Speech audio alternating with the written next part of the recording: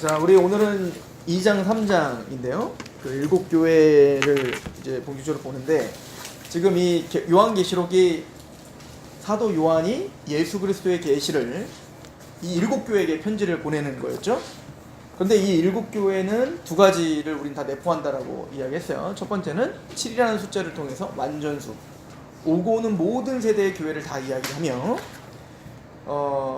그래서 이제 사실은 이제 세대주의에서는 일곱 교회를 또 이제 시대별로 나눠요. 그래서 뭐 에베소는 뭐 무슨 시대, 뭐 또 서모나는 뭐 핍박 시대, 무슨 뭐 이렇게 또 나누거든요. 그러니까 뭐든지 그 세대주의는 다 그렇게 나눠요. 나중에 그 일곱인 할 때도 첫 번째 인이 떼어졌을 때 뭐 흰 말은 뭐 복음 시대, 둘째 인이 떼어졌을 때 뭐 붉은 말은 뭐 순교 시대, 뭐 이렇게 나누거든요. 근데 성경 다시 말씀드리지만 계시록은 그런 식으로 보는 게 아니다.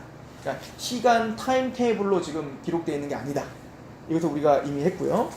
이것은 1차적으로는 소아시아에 있었던 실제로 있었던 교회에게 보낸 거죠. 마지막 장에 보면 소아시아 7교회 지도가 있습니다. 그래서 반모라고 하는 섬에서 에베소, 서머나, 버가모, 두아디라, 사데, 빌라델피아, 라우디아, 요 순서로 딱 기록되어 있어요. 그래서 이제 여러분들이 외우시는 이제 에서버두, 사빌라, 이렇게 이제 7교회인데, 지금 굉장히 체계적으로 보내고 막 왔다 갔다 한 게 아니죠.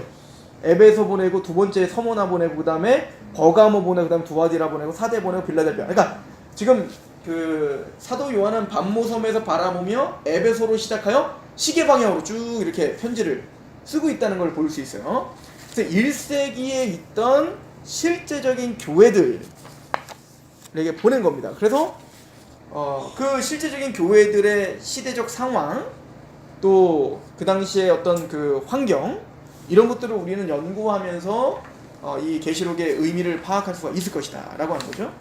그러나 두 번째는 아까도 잠깐 얘기했지만, 이 요한계시록은 묵시문학이며 선지서이며 상징적인 글들이 많이 있기 때문에, 특별히 7이라고 하는 숫자, 7인, 7나팔, 7대접, 뭐 7교회, 이런 모든 7이라는 숫자는 완전수를 가리켜서 오고 오는 모든 세대의 교회들을 가리키는 거다, 이렇게 보는 게 합당합니다. 그래서 이것도요, 이 에베소, 서머나, 두아디라, 버가모, 예를 들어서 버가모에게 편지 쓰고, 그리고 이거 버가모한테 줘라, 그리고 서머나한테 편지 쓰고 이거 서머나한테 줘라, 이런 게 아니에요. 그냥 한 책이에요. 한 두루마리인데 이걸 회람하게 했다고요. 그러니까 이건 단순히 서머나 것만 딱 보는 게 아니라 계시록을 딱 다 기록해서 회람하게 했다는 얘기입니다. 그러니까 이거는 단순히 한 교회만을 위한 게 아니라 모든 교회를 다 보게 하는 마지막 이 성경이요 서신서인 거죠. 그리고 이제 소아시아에는 사실은 이 7교회만 있었던 게 아닙니다. 아마 수많은 교회들이 있었을 거예요. 그 중에 우리가 굉장히 유명한 교회가 있죠. 그 라오디게아가 있고, 그 밑에 위에는 히아라볼리가 있고, 밑에는 뭐가 있어요? 골로새가 있잖아요. 근데 골로새 교회가 얼마나 유명한 교회입니까? 그죠? 그러니까 그런 거로 따지면 골로새에도 분명히 뭔가 문제가 있을 거고 칭찬이 있을 건데 그냥 아무것도 안 보냈단 말이에요. 이거는 그런 골로새를 그냥 제낀 게 아니라 그 교회들 중에 가장 어떻게 보면 상징적인, 그러니까 그 상황들이 각각 다른 7개 교회를 선정하여 칭찬과 책망을 통하여 지금 하나님이 그 교회들을, 지금 현 시대에 일어나고 있는 모든 교회들의 모습들을 그대로 드러냅니다. 그러므로 우리는 이 7개를 연구할 때 어떻게 연구하셔야 되냐면, 서문학교회인가 이렇게 칭찬을 받았구나, 이렇게 먼산 보듯 하면 안 되고, 오늘 우리가 서문학교회고, 우리가 빌라델피아 교회고, 우리가 사대 교회고, 우리가 에베소 교회다. 그러니까 사실은 교회들마다도요, 우리 교회는 약간 에베소 교회를 닮았는데, 우리 교회는 빌라델피아 교회를 닮았는데, 우리 교회는 서문화인데? 라고 해서 막 서문화 교회라고 이름도 짓고 막 그러잖아요. 물론 약간 강조되는 것들은 있어요. 그럼에도 불구하고 전체적으로 우리의 모습이 다 거기에 담겨 있습니다. 읽다 보면 다 우리 이야기예요. 서문학교회처럼 칭찬도 받는 모습이 우리에게 전혀 없는 건 아니에요. 그러나 또 사대교회처럼 꼭 죽어있는 듯해 보이는 모습이 없는 것도 아니에요.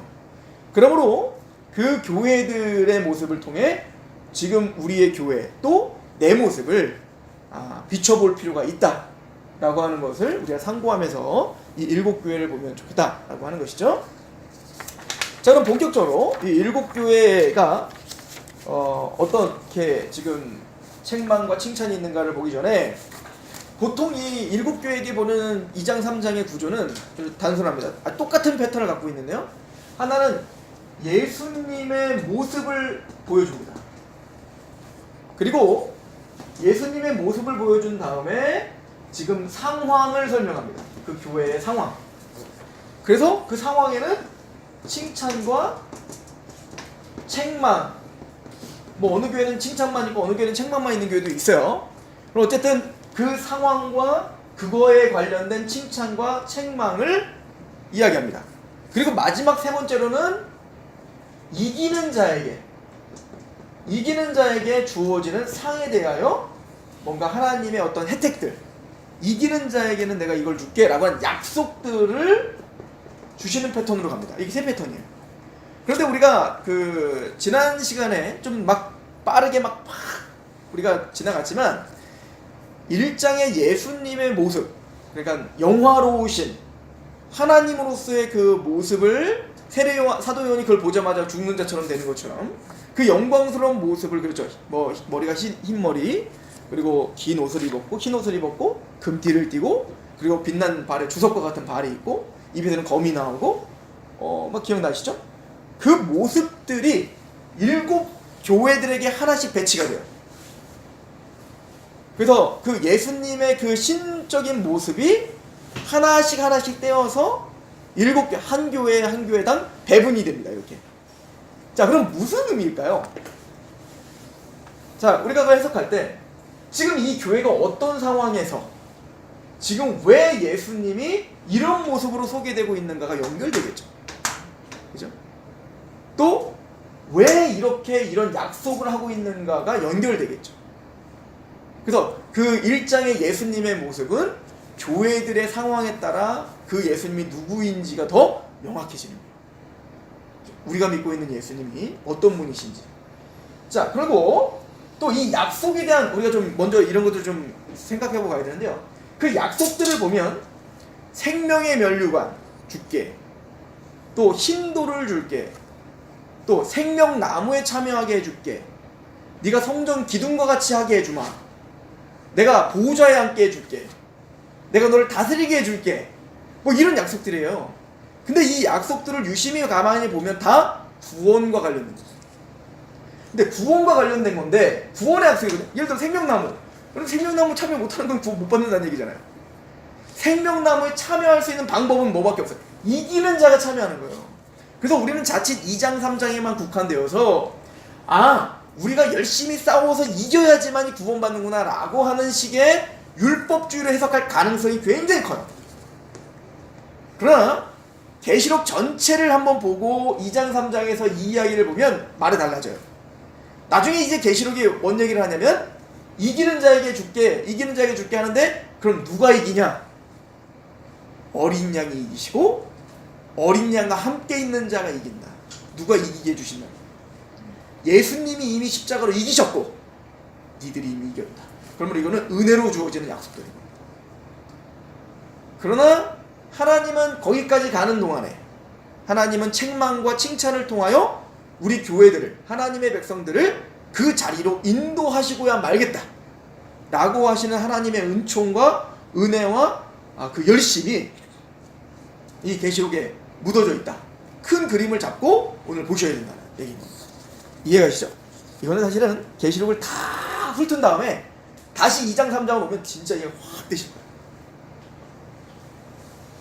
그때를 기대하시고, 저는 이 정도만 하고 바로 본격적으로 들어가 보겠습니다. 좀 빠르게 가겠습니다. 뭐 빠르게 가도 뭐 이렇게, 그러니까 제 얘기는 복잡하게 설명하지 않겠다는 얘기입니다. 깔끔하게 그 큰 내용들만 이제 보면서 갈게요. 자, 계시록 2장을 한번 가보시죠. 자, 에베소 교회가 이제 첫 번째 교회입니다. 자, 에베소 교회는 예수님을 이렇게 표현하고 있죠. 2장 1절에 보면 에베소 교회 사자에게 편지하라. 오른손에 있는 7뼈를 붙잡고 일곱 금촛대를 거니시는 이가 이르시되 라고 이야기를 합니다. 자, 예수님의 소개. 자, 에베소 교회의 예수님의 소개는 금촛대를 거니시고 일곱 별을 붙잡고 계세요. 그래서 이미 1장에 나와 있죠. 금촛대는 뭘 상징한다고 했죠? 촛대는 교회요. 별은 그 교회의 사자다. 이렇게 표현했잖아요. 그러니까 구원, 십자가에 죽으시고 부활하신 그 성자 예수께서 누구와 함께 계시다는 걸 강조하고 있는 거예요. 교회와 함께 계시다. 이걸 강조하고 있죠. 그러니까 예수님은 바로 교회의 머리시다. 이걸 강조하는 거예요. 에베소서 1장에 보면 우리는 그의 지체고 예수는 교회의 머리세요. 그래서 그 교회의 운명, 교회를 인도하는 것, 이 모든 주권이 누구에게 있는 거예요? 예수님께 있는 게 강조되고 있죠. 자, 그럼 왜 이걸 강조했을까? 왜 교회의 머리 되시는, 또 교회와 함께 하시는, 그 교회의 모든 운명을 쥐고 계시는 예수님을 왜 강조했을까? 자, 그럼 에베소 교회 상황을 한번 살펴봅시다. 상황이 이렇게 흘러갑니다. 자, 2절 먼저 이렇게 말해요. 내가 내 행위와 수고와 내 인내를 알고 또 악한 자들을 용납하지 아니하는 것과 자칭 사도라 칭하되 아닌 자들을 시험하여 그의 거짓된 것을 내가 드러낸 것과 또 내가 참고 내 이름을 위하여 견디고 게으르지 아니한 것을 아노라. 자, 에베소 교회의 최고의 칭찬은 이단자들을 걸러낸 겁니다. 그러니까 하나님의 말씀으로 거짓된 교리들과 싸웠어요. 부지런히 하나님 말씀을 연구하고 부지런히 하나님 말씀을 가르쳐서 거짓된 교리들을 다 걸러낸 겁니다. 에베소 교회가 그럴 수밖에 없었던 게요. 사도행전 20장에 보면, 나중에 이거 찾아보세요. 20장에 보면 사도 바울이 이제는 에베소로 이제 예루살렘 교회로 이제 올라가게 돼 있어요. 근데 이제는 죽으러 가는 거예요, 사도 바울이. 그래서 이제 예언도 이미 들었어요. 당신이 예루살렘에 가면 당신 순교당합니다. 예언 들었다고. 그래서 사도 바울이 그렇게 나한테 이야기를 한다고 하나, 하나님이 나에게 맡겨주신 사명, 내가 달려가는데 내 생명을 바치는데 좀도 아끼지 않겠다. 그리고 내가 죽어도 상관없다. 그리고 에베소로 이제 예루살렘으로 가는 도중에 누가 걱정이 되냐면 금방 이제 에베소에 있다 왔거든요. 얼마 전에. 그래서 에베소에 있는 장로들을 부릅니다. 그때 이제 사실은 사도 바울이 에베소에서 3년 반 동안이나 열심히 그들을 가르쳤어요. 밤낮으로. 이게 사도행전에 그대로 나와 있어요. 그러니까 그 장로들을 불러다 놓고 사도 바울이 사도행전 20장에 무슨 얘기를 하냐면 조금 있으면 이리들이 올 것이다. 그 이리들 뭐야? 거짓 선지자들, 거짓 사도들이 교회에 침투하여 들어올 것이다. 그래서 뭐라고 하냐면 예수의 피로 사신 교회를 너에게 위탁한다. 너에게 부탁한다. 그러니까 내가 너에게 부탁하는, 지금 목자들을 부른 거예요. 그러니까 목사들을 불러놓고 장로들을 불러놓고 나는 지금 죽으러 간다. 이제 내가 너희를 볼 수 없을 거다. 그렇기 때문에 이 교회를 내가 떠나면 반드시 이단자들이 들어와서 내가 가르치지 않은 사도의 가르침이 아닌 다른 가르침으로 너희를 유혹하는 이리들이 올 건데 너희들은 피값으로 사신, 예수의 피값으로 사신 그 교회를 반드시 너희들은 수호하고 지켜야 된다. 그게 뭐라고 하냐면 우리 사도행전을 직접 볼까요? 중요한 구절이니까 사도행전 20장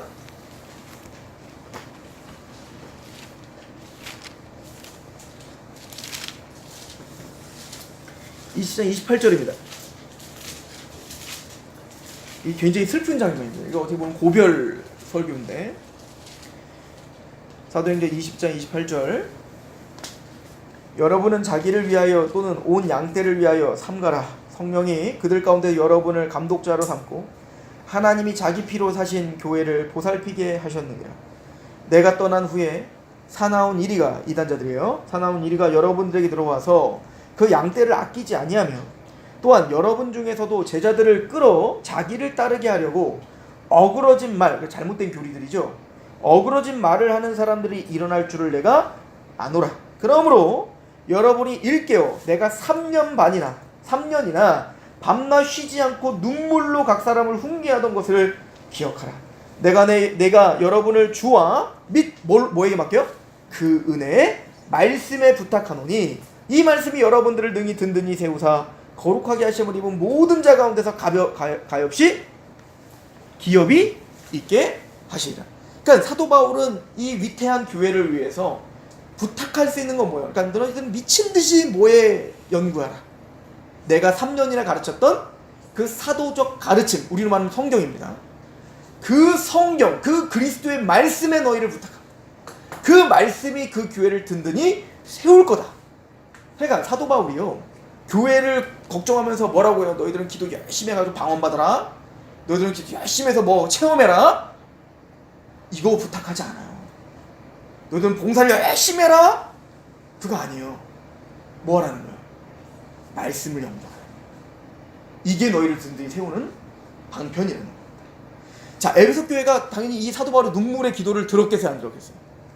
들었으니 정말로 이단자들이 오는 겁니다.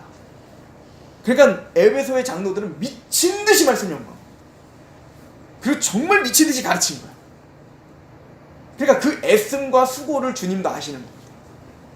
자, 그럼 이렇게 연결되는 거 다시 계시록으로 가보시죠. 그래서 예수님 말씀하시죠. 내가 내 행위와 수고와 내 인내를 안다. 너희들이 얼마나 말씀을 사모하는지, 너희들이 얼마나 그 이단자들과 싸워 승리했는지 나는 너희의 수고를 안다.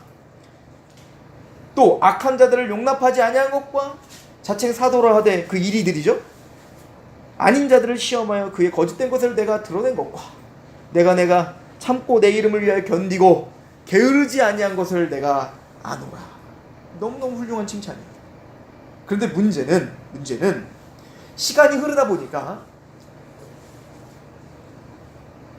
성경적인 지식은 엄청나게 가르치는데 자칫 잘못하다가 사랑이 식어버립니다. 이건 충분히 있을 수 있는 일입니다.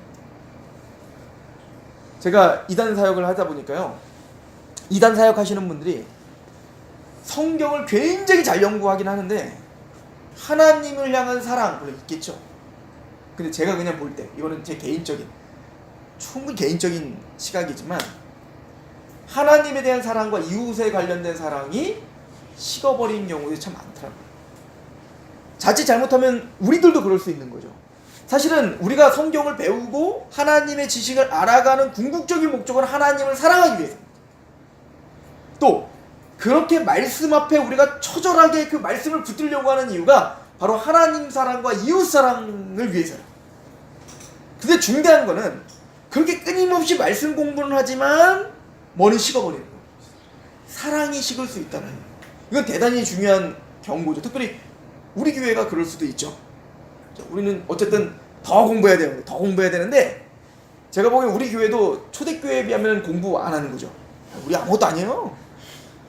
아니 우리나라의 초대교회를 생각해도 우리가 아무것도 아닙니다.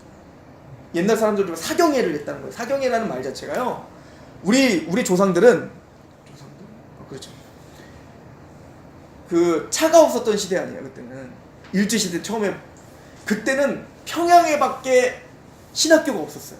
제대로 가르쳐줄 수 있는 사람들이. 그런데 평양에서 막 부흥회를 한다는 거예요. 사경회를 하는 거예요.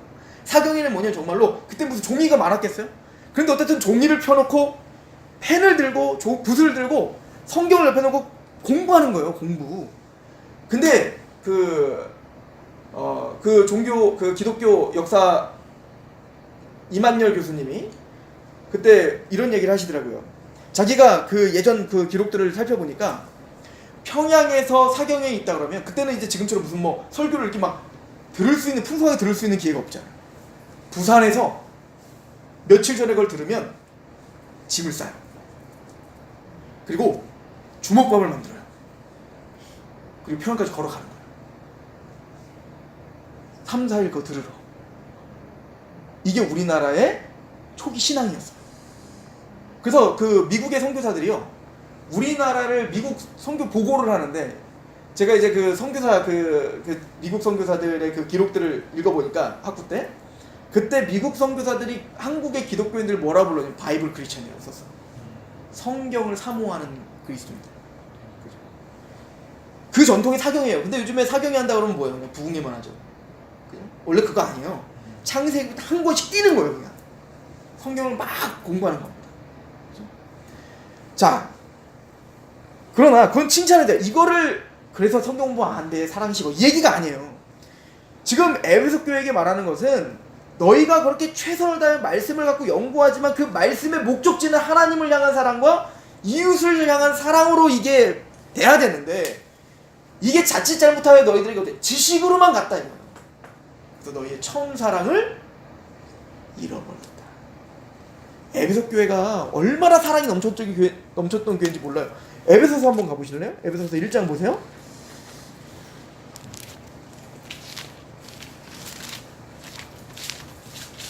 감사하게도 에베소 이 교회는 정보가 많죠. 사도행전에도 기록되고 에베소서가 있기 때문에.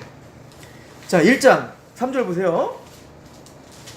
찬송하리로다 하나님 곧 우리 주 예수 그리스도의 아버지께서 그리스도 안에서 하늘에 속한 모든 신령한 복을 주시기로. 그래서 이렇게 이야기하죠. 근데 15절 보세요. 15절 같이 한번 읽어봅시다. 시작.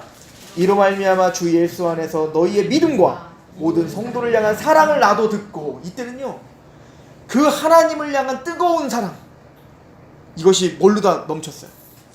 성도를 향한 사랑으로 뜨거웠었던 거예요. 이게 처음 사랑이었던 거예요. 근데 시간이 가고 이단들과 싸우고 그러다 보니까 마음이 많이 강팍해진 거예요. 쟤는 또 나쁜 놈 아니야? 쟤 또 거짓교리 아니야? 이거를 자꾸 싸우다 보니까, 이거 싸우는 게 잘못된 게 아니에요. 이걸 해야 된다니까요. 근데 그러다 보니까 어떻게 된 거예요? 그 목적지를 잃어버린 거예요. 사랑이시고. 계시록에 뭐라고 말하죠? 그래서 계시록 2장으로 한번 와보시면 4절, 2장 4절에 그러나 너를 책망할 것이 있나니 너의 처음 사랑을 버렸다. 그러므로 어디서 떨어졌는지 생각하고 어떻게 하라? 회개하여 처음 행위를 가지라. 그 행위라는 건 뭐예요? 사랑이에요. 사랑. 하나님을 뜨겁게 사랑했던 거, 그리고 형제를 뜨겁게 사랑했던 그 사랑을 회복하라는 거예요. 여러분들, 이거 없이는 절대 하나님의 살아계심을 교회가 증거할 수 없습니다. 왜냐면 여러분들, 세상 사람들은 하나님을 못 보죠. 그럼 우리가 보여줘야 되는 건 하나님의 사랑이 얼마나 뜨거운 건지, 얼마나 실제적인 걸 보여주는 사명이 우리 교회에 있는 거잖아요. 그런데 예수님이 우리들에게 말을 하기를, 하나님이 우리를 사랑하시는 것의 증거는 너희들끼리 뜨겁게 사랑하는 거란다, 이렇게 말했어요. 제 얘기가 아니에요. 우리 요한복음 17장 가보시죠. 예수님 마지막 예언이에요. 예언. 유언. 요한복음 17장 한번 가보시겠어요?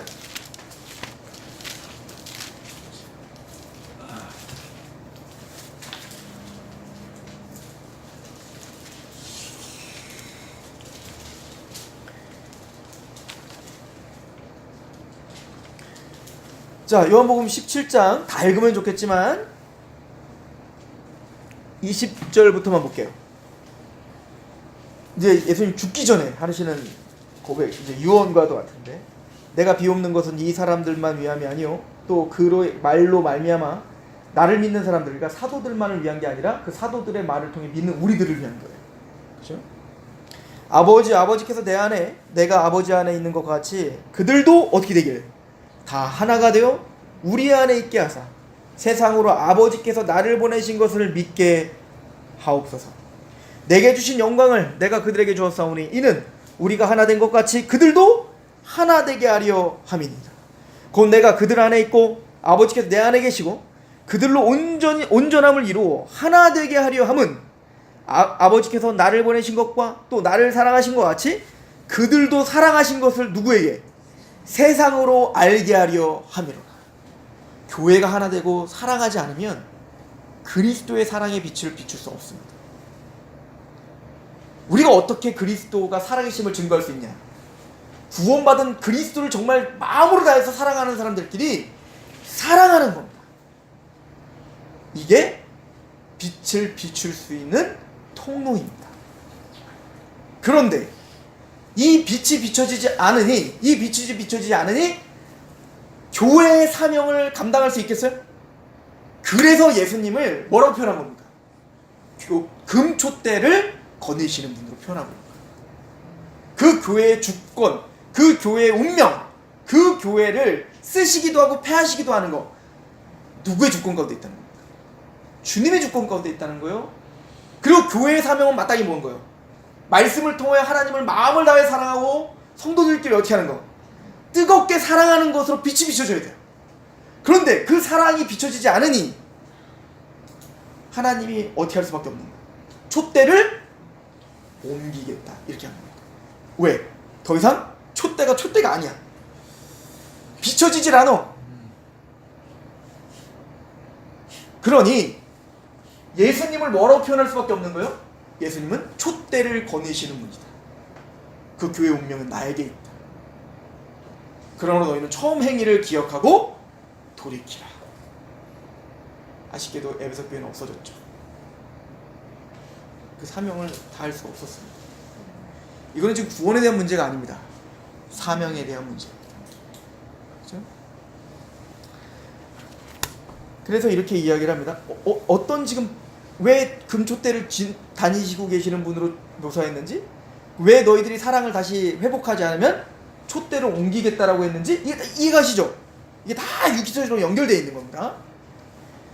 계시록 2장으로 한번 가봅시다.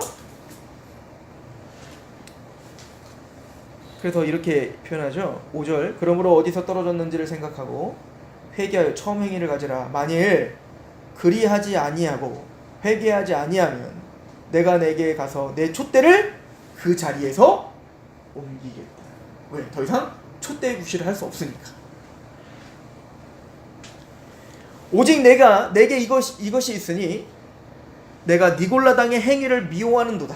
나도 이것을 미워한다. 그거는 참 잘했다 이거야. 너희들 세상과 싸우는 건 참 잘한다 이거야. 뭐가 없어서 문제지. 사랑이 없어서 문제지.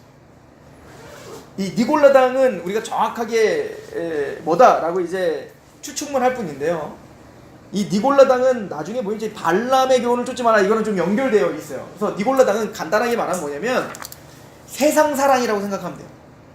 세상의 불의한 재물을 탐하고, 근데 에베소 교회는 그런 건 없었던 거예요. 뭐만 없었지? 사랑이 식을 뿐이지. 이것 때문에 책망받는 데는 이제 나중에 있죠. 막 세상에 탐하고 막 이런 거는. 근데 굉장히 대표적인 상징적 의미가 있어요. 그리고는 너희가 이겨라, 싸워라, 이겨라. 이기는 자에게 뭘 주시겠답니까? 7절 귀 있는 자는 성령이 교회들에게 하시는 말씀을 들을지어다. 이기는 그에게는 내가 하나님의 낙원에 있는 뭐를?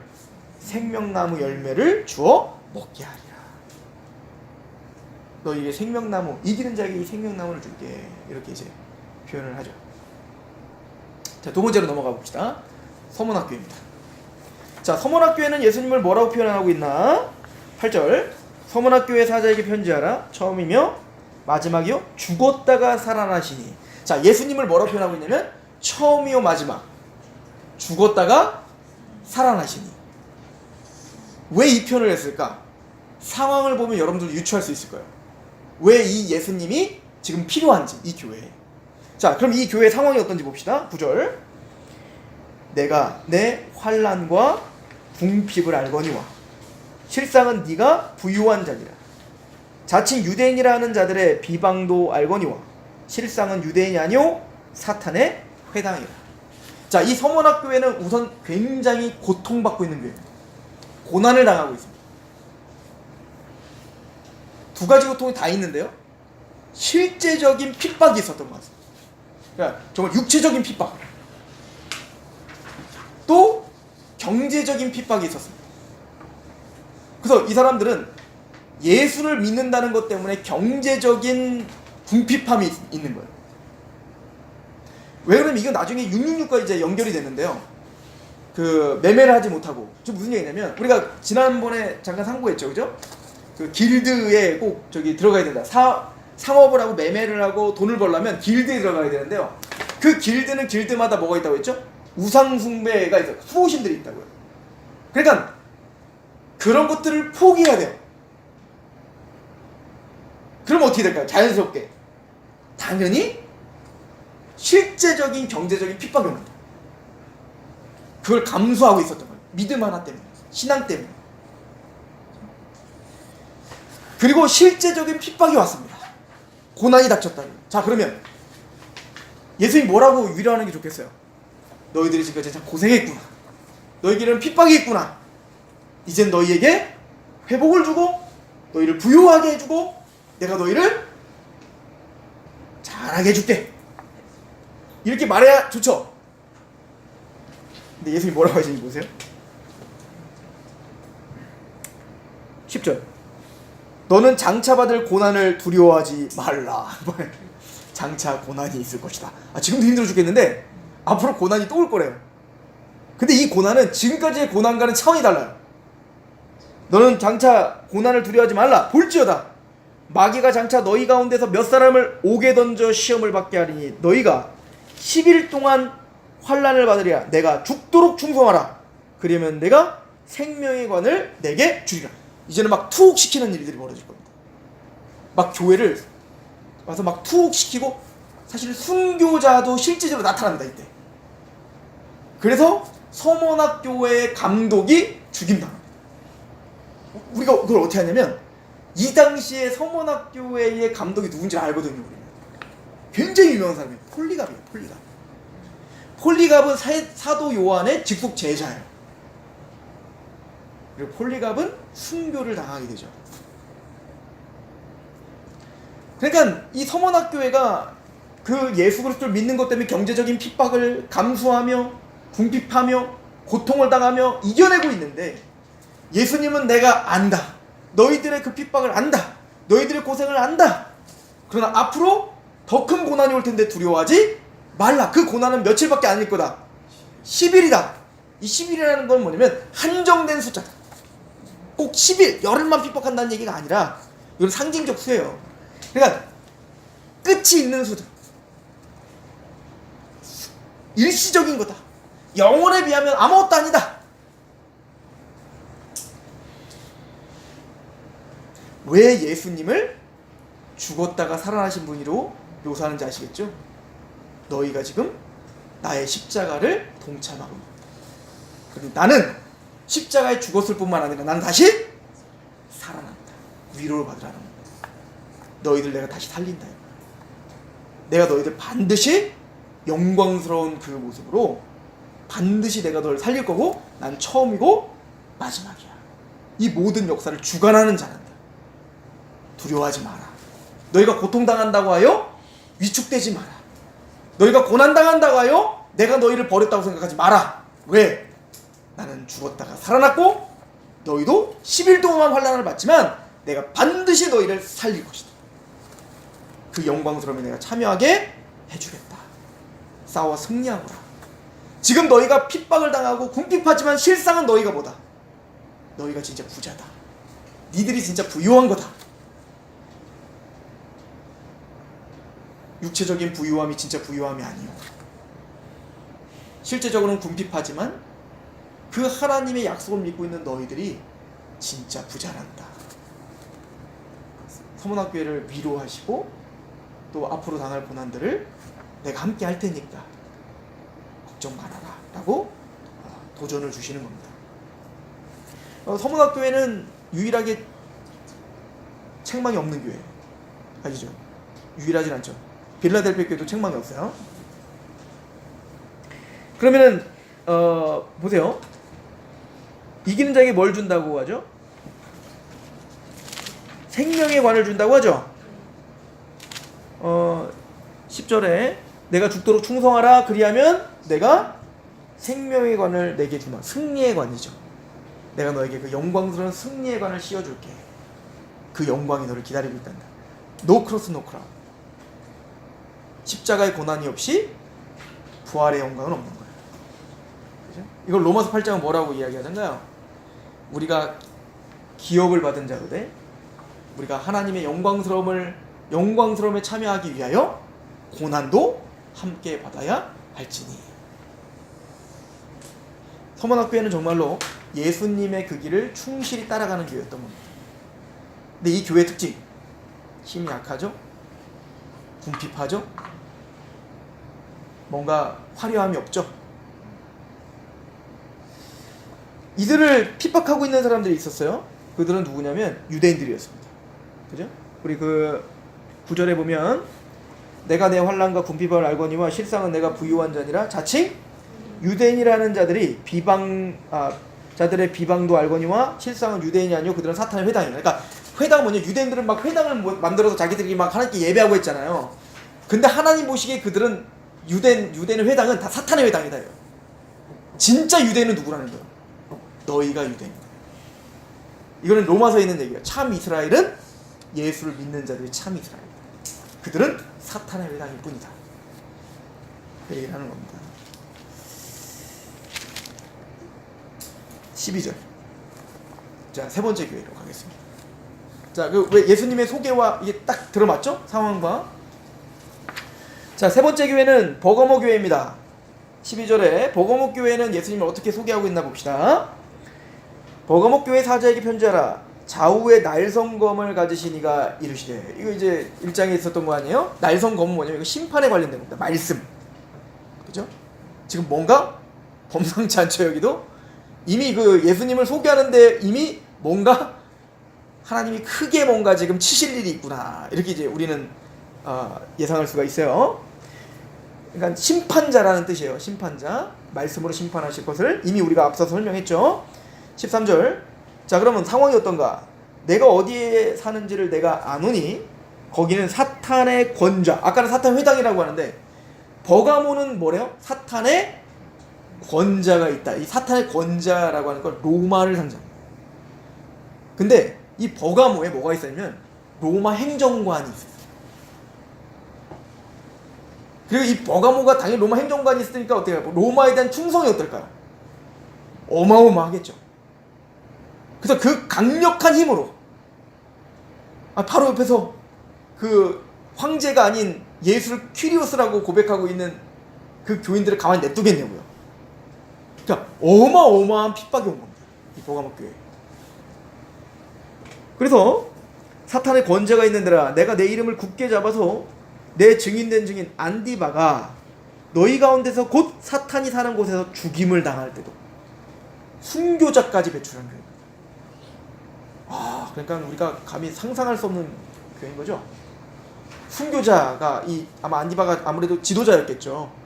그 종교 지도자가 순교를 당한 로마에서 처참하게 죽임을 당한 거예요. 너희 가운데 곧 사탄이 사는 곳에서 죽임을 당할 때에도 나를 믿는 믿음을. 근데 이 교회가 얼마나 믿음이 강했냐면요, 그럼에도 불구하고 흔들리지 않았어요. 그죠? 그러나 내가 두어 가지 책망할 것이 있나. 이 두어 가지 책망할 것이 있는 데는 나중에 여러분들이 소선이절을 보면 이게 관용구처럼 쓰여지는 단어예요. 내가 너에게 두어 가지 책망할 것이다. 두어 가지 책망, 이거 뭐냐면 몇 가지 책망할 것이 있다, 이거에 대한 관용구인데, 그래서 하나는 뭐고 두 번째 뭐 이렇게 셀 필요가 없어요. 이거는 관용구예요. 두어 가지 책망할 것이 있는데 뭐냐면 그렇게 너희들의 믿음을 지키고 그렇게 순교자 두려워하지 않고 외부적인 핍박을 잘 이겨냈다고요. 그러나 내가 두어 가지 책망할 것이 있나니 거기 내가 뭐를? 발람의 교훈을 지키는 자들이 있도다. 발람이 발락을 가르쳐 이스라엘 자손 앞에 걸림돌을 놓아 우상의 제물을 먹게 하였고 또 행음하게 하였느니라. 여러분들 발람과 발람 이야기 알죠? 이게 민수기에 나오는 얘기인데요. 발락이라고 하는 그 미디안? 모압이죠. 모압 왕이 이제 그 이스라엘이 이제는 출애굽하여 막 파죽지제로 막 몰려오니까 겁이 난 겁니다. 그러니까 이제 그 발람이라고 하는 거짓 선지자를 들어서 너는 가서 이스라엘을 저주해라, 이렇게 된 거예요. 그러니까 발람이 가서 저주를 하려고 하니까 하나님이 어떻게 하는 거예요? 막 입을 막 꼬여가지고, 원래 이제 못 가게 하려고 막 나기가 하도 말하는 거가 나기가 막 못 가게 하고 막, 그런데도 막 끝까지 가잖아요. 뭐 때문에 간 거예요? 이 발락의 돈, 이 불의한 돈 때문에 하나님이 시키지도 않은 예언을 하러 가는 거잖아요.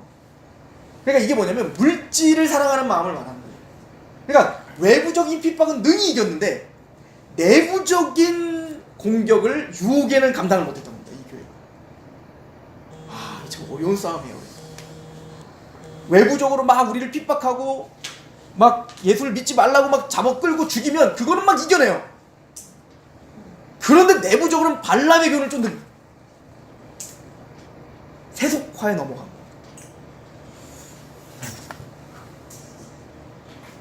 원래 그래 사탄이요 두 가지로 공격을 해요 교회를.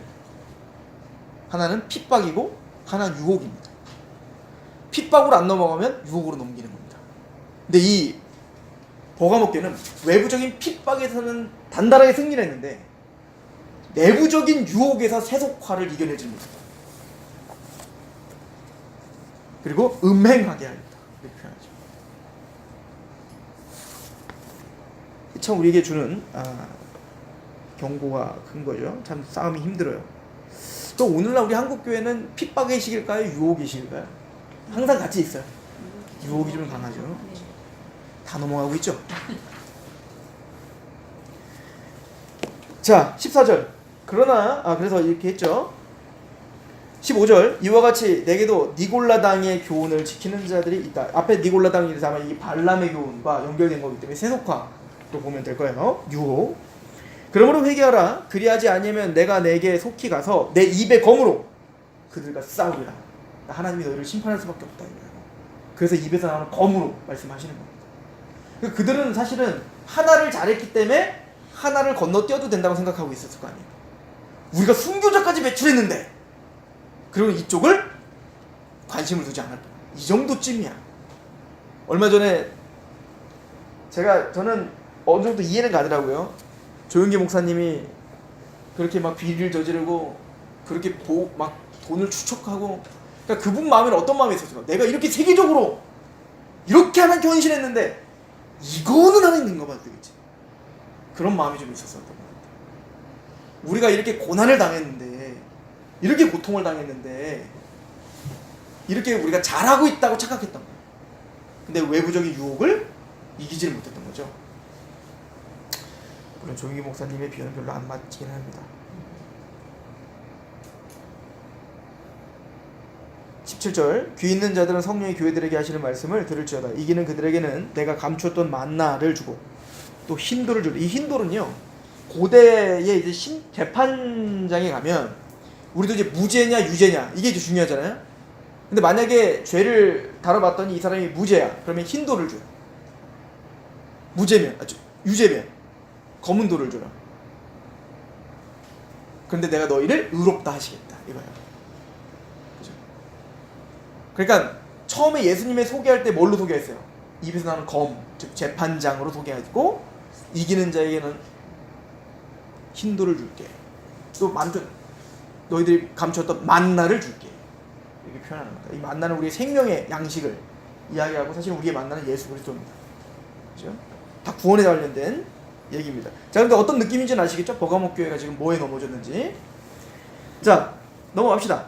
18절 두아디라 교회입니다. 자, 이 교회는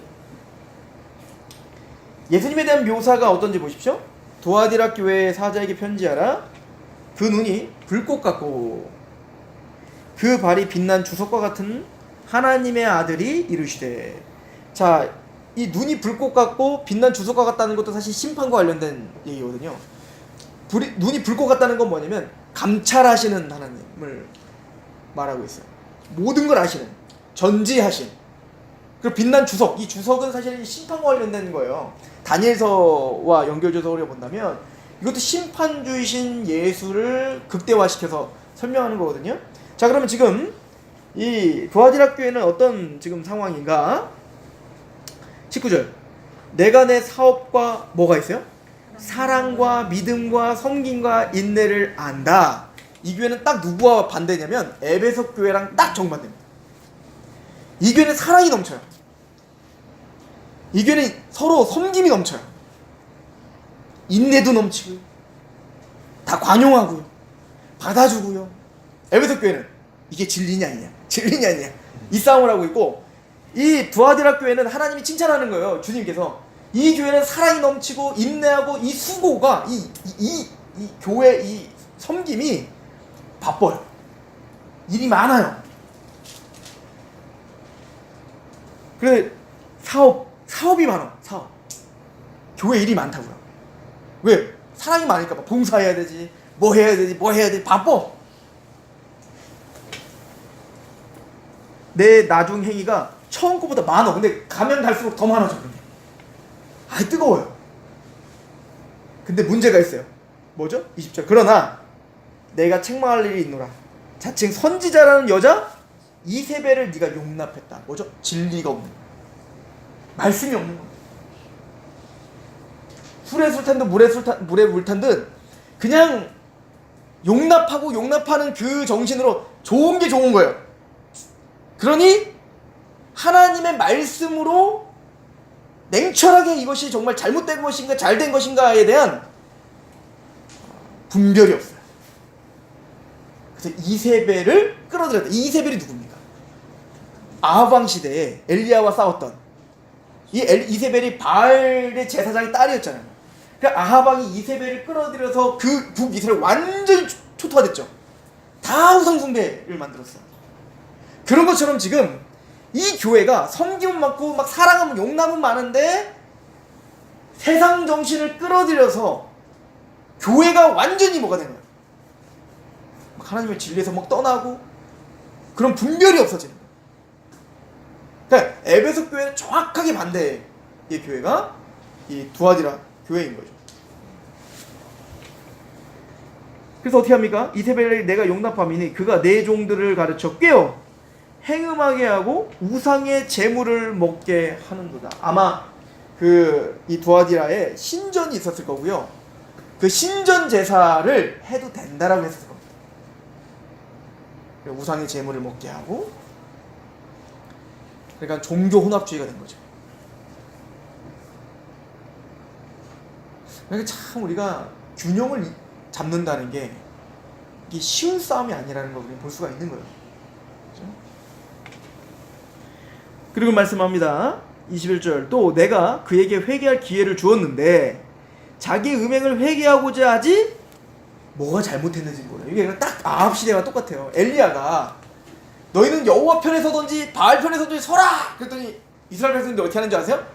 우왕좌왕하고 어딜 서지를 못해요. 왠지 아세요? 뭐가 잘못인지 몰라. 왜냐면 나는 한 번도 하나님을 숭배하지 않는다고 생각을 해본 적이 없거든요. 근데 갑자기 엘리야가 와갖고 니들은 다 바알 숭배하고 있다. 여호와 편에 서든지 바알 편에 서든지 그러면 얘네들이 뭐가 바알 숭배고 뭐가 여호와 숭배지 도무지 알 수가 없는 거예요. 그 시대와 똑같은 거예요, 이 교회가. 그냥 뭔가 사랑은 막 열심을 하는데 정작 내가 뭘 믿고 있는지 모르는 거야. 내가 지금 하나님이 왜 회개하라고 하는지, 도대체 뭐가 잘못됐는지 진리가 분별이 안 되는 겁니다. 이게 어떤 느낌인지 알겠죠? 딱 그림이 그리시지 않아요? 어떤 교회인지?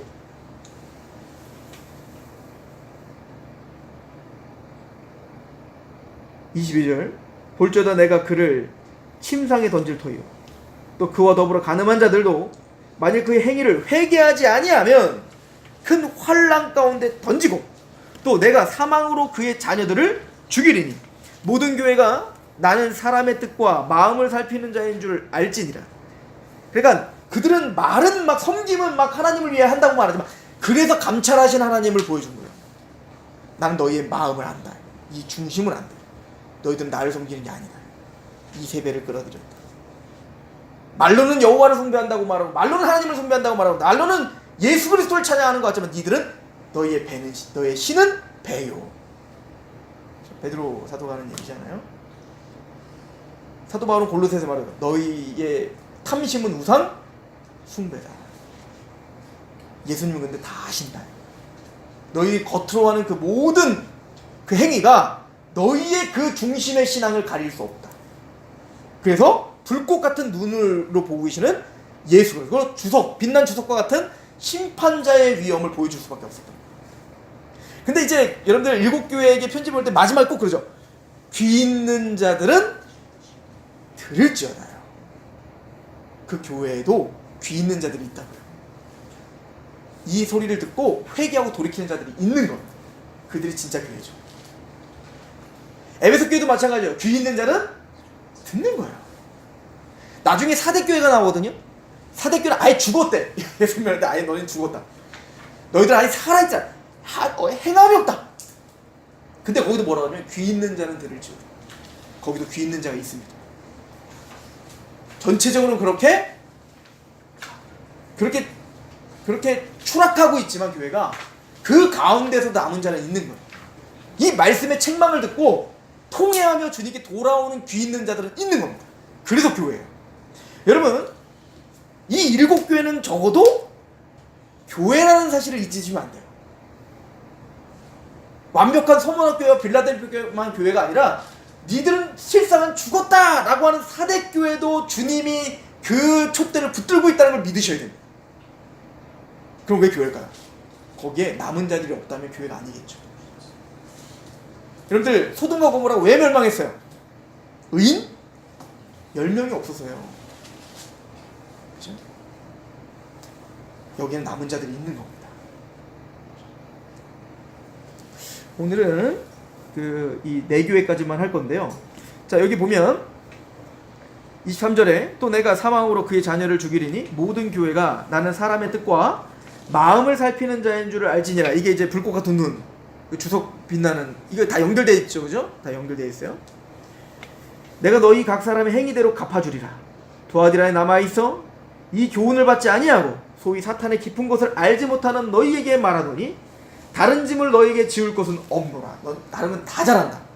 왜? 너희도 섬김도 잘하죠, 사랑도 많죠, 인내도 많죠.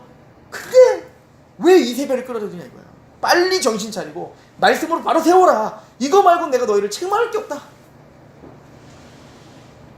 다만 너희에게 있는 것을 내가 올 때까지 굳게 잡으라. 이기는 자와 끝까지 내 일을 지키는 그에게 만국을 다스리는 권세를 주리니 그가 철장을 가지고 그들을 다스려 질그릇 깨트리는 것과 같이 하리라. 나도 내 아버지께 받은 것이 그러하니라. 내가 또 그에게 새벽별을 주리라. 귀 있는 자는 성령이 교회들에게 하시는 말씀을 들을지어다.